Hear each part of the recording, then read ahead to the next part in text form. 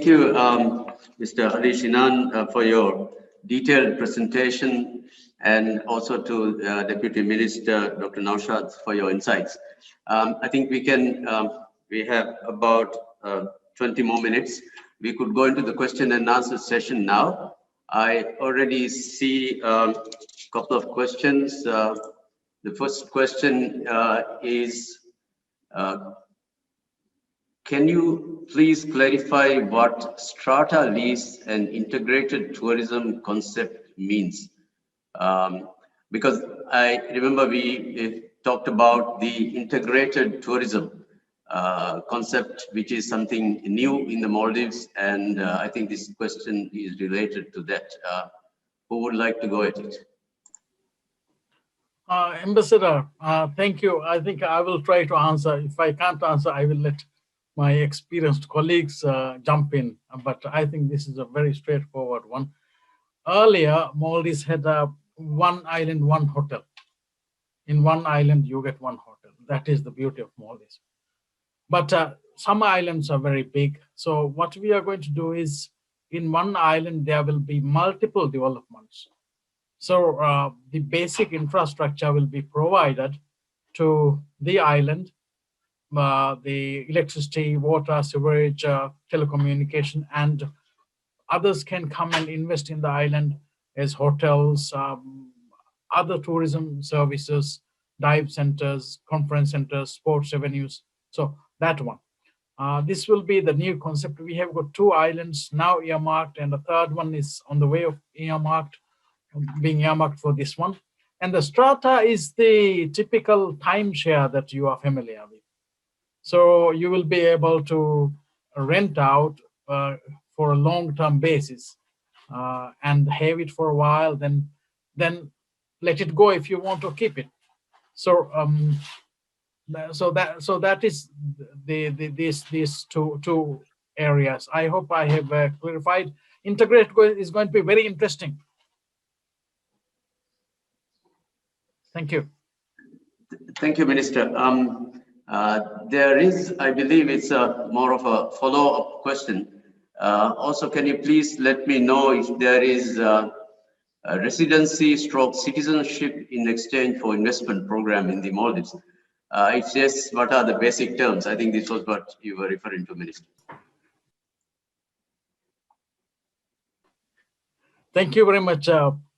It is the new change that has come. 2 things now. As an investor, you get residency visa.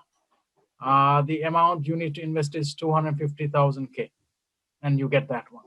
So with that, we are also introducing real estate tourism, whereby in one island you can have your own villa. You can have your villa, and also we have got private islands, as Shinan was saying. You can have your own private island as a residence place, not for tourism purposes, just for you and your colleagues to spend time in the clear waters and the fresh air of Maldives. Thank you. Thank you. Another question. This is also coming from a Russian participant, I believe. Please clarify, is it allowed to establish a company with 100% foreign participation and invest in the resort development in Maldives through such a company? Yes, Ambassador. I think it's a very important question. That is the beauty. We love. Did you see the number of foreign brands in the Maldives? Yes, 100% foreign investment is allowed. But for the smaller hotels in the inhabited islands, for the smaller guest houses, the foreign ownership can be up to 49% only if the hotel is very, very small. But bigger hotels, 100% foreign investment is all good, and there are no foreign currency restrictions. You can take out whatever you want, and the taxes are very, very low compared to, we have got the TGST plus business profit tax. Then of course there's a green tax. Thank you. Thank you. There seems to be quite a lot of questions, and we have fortunately time. The next question is, as far as private islands are concerned, will they be available for private, brackets, non-commercial, residential purposes only, or commercial tourism purposes too?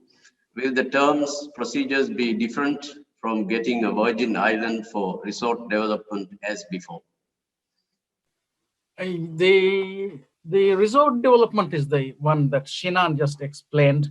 We have a bidding process, so we have got other means where, because government requires certain developments in the country, so we have the option of cross subsidy. When the government says we need a particular development in a particular area, we exchange that for an island, but that is for usually tourism development, a classical tourism development where you can develop a resort. But if you wish to have another small private island, that is possible. So we are going to lease these private islands. That's not for tourism. So there is no tax in it. You just have the basic acquisition cost plus the land rent, which is expected to be $1 per square meter, and then you can have that one with the acquisition cost. The size of the island will determine the actual price, but we have not totally finalized the rate for the private islands yet, but it's going to be something that is really affordable. Thank you, Minister. The next question is from an Italian colleague. We seem to have quite an international audience today.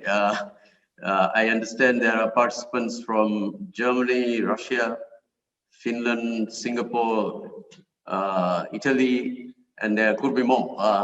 The question is, I have a question. There is any chance to obtain a license from a resort with a casino license included? I'm asking this just because there will be a large number of possible bidders, Minister.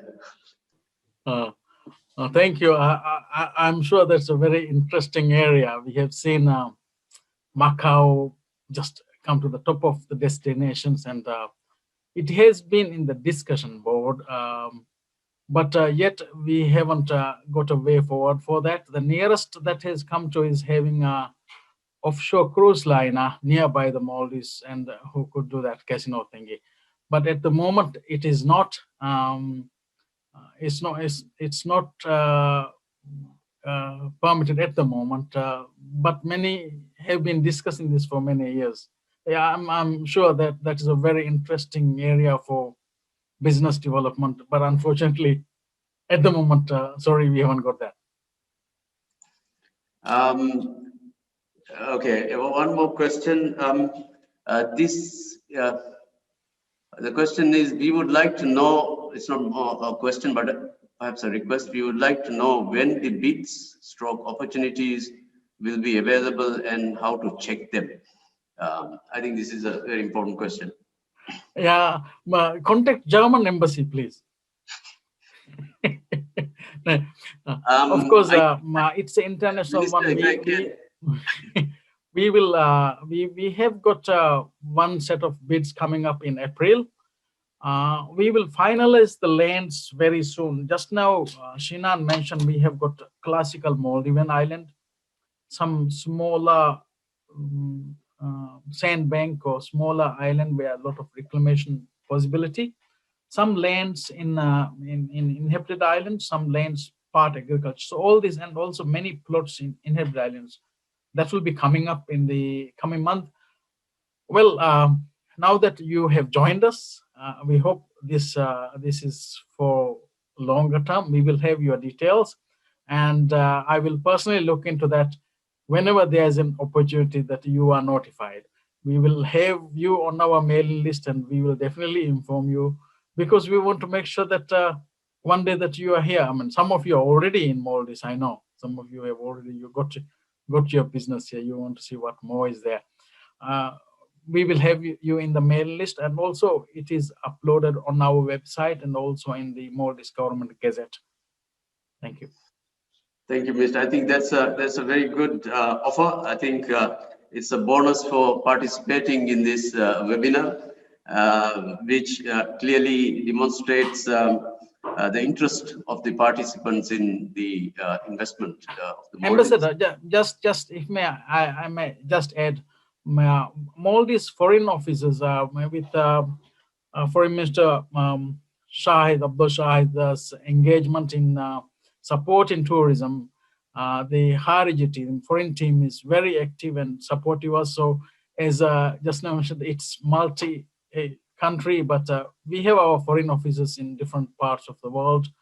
And our honorary consuls are also there. Our representatives are also in some places there. But I think as a first point of very good contact will be all the embassies. They also will replicate the information we give. So you will know. In addition to mail list, I'm sure all them you can get that information from all the embassies. And I thank all the embassies for your engagement.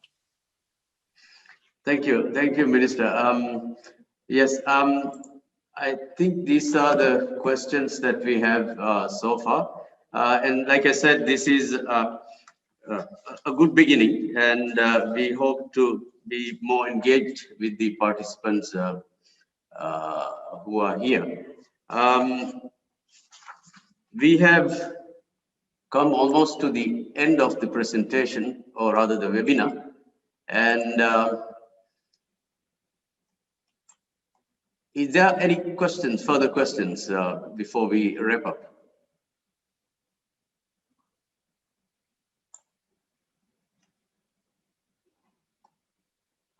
If not, I will try to wrap it up now. Dear friends, we hope that through this webinar, we have been able to provide useful information about the tourism sector and the benefits and advantages in investing in the Maldives, particularly in view of the favorable changes that are in place now, which have been highlighted by the minister as well as the officials from the ministry. With these new changes that have been highlighted during the webinar, it is now possible to make Maldives your second home. And this would be quite convenient. And we look forward to welcoming you to the Maldives again. In 2022, next year, I believe we will be commemorating our Golden Jubilee anniversary of tourism in the Maldives. And we hope that you will visit us to celebrate the occasion with us together. Before I conclude, I would also like to thank all of you once again for your participation, for your active engagement and lively interaction during the webinar. I wish to also thank our colleagues in the Ministry of Foreign Affairs, particularly our Economic Cooperation Department, for their strong support, as well as the officials of the Tourism Ministry who have put in very valuable input and hard work into this. I would also place on record my minister's continued support and guidance in the work that we do, that has encouraged us to work harder. And on that note, I see a few more questions. We have still time. So Minister, with your permission, I will ask one more question. What would be the business registration process for the subcontractors in the integrated tourism program? I think it was mentioned to some extent, but if maybe somebody could elaborate on that, that would be the last question. Thank you, Ambassador.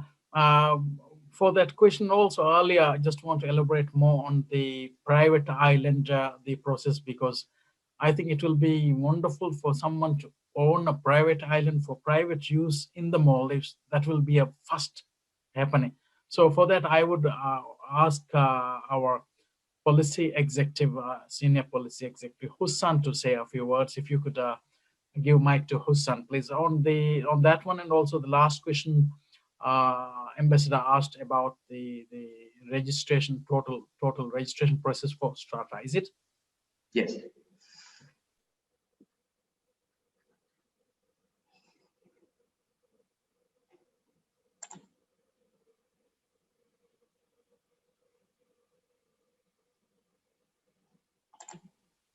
Hussan, are you able to talk?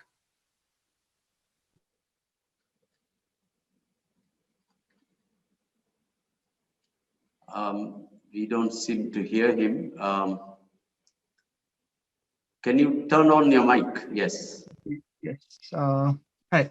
So the first question was about private islands. So what we have done with the private islands in terms of legislation is that we have established a mechanism whereby the government leases out a lagoon to a state-owned and 100% state-owned enterprise, which will then reclaim some islands there as per the requirements of a private investor who wishes to purchase the leasehold rights of the island. So the lease term is limited to 99 years, and there'll be very few restrictions on development in terms of how the investor wants to construct on the island. So, but it's mostly targeted towards residential development, so whereby the investor and whoever he designates can utilize the island for residential purposes. And I would like to highlight that the recent changes to the Immigration Act allows purchase of property valued above $250,000 in the real estate market in Maldives, eligible for a corporate resident visa, which is valid for 5 years and extendable after that. So the private islands are a very unique product, which will attract a lot of investors, hopefully, to the country, and they can establish private residences on these islands. And the lease rent regime for these products are also different. It's limited to $1 per square meter of reclaimed land, which is more in line with property tax rates across the world. So could you please repeat the second question? The registration process. The registration process for strata villas is basically that a developer will construct strata villas within their property, and they will be able to sell the leasehold rights for the strata villas to individual investors. So basically, the property will have an operating license, and a management agreement will be signed between the property and the strata title holder. So the management agreement will determine the rights of the strata title holder to utilize their property and for provision of utilities management and revenue sharing between the strata title holder and the management party, which is the resort or integrated tourist resort operator. And once the strata agreement is registered with the ministry, strata title deed will be issued to the investor, and who can actually even mortgage the title deed with the bank. So it's a very convenient and easy registration process, whereby the property property manager has to bear most of the responsibilities for the registration process as well. Thank you. Thank you very much. With that, let me now conclude. We have 5 minutes to 12. I'm glad we were able to fit it into the slot that we had planned earlier, unlike the last one we had, which kind of went on and on. Minister, as you rightly mentioned, this is the beginning of what we hope is a fruitful engagement with the participants in this group. And then now we can rest assured that the link has been made between them and the ministry. So we will continue to be involved as far as it is necessary. And then we look forward to working together with everybody. Thank you very much and have a good day, ladies and gentlemen.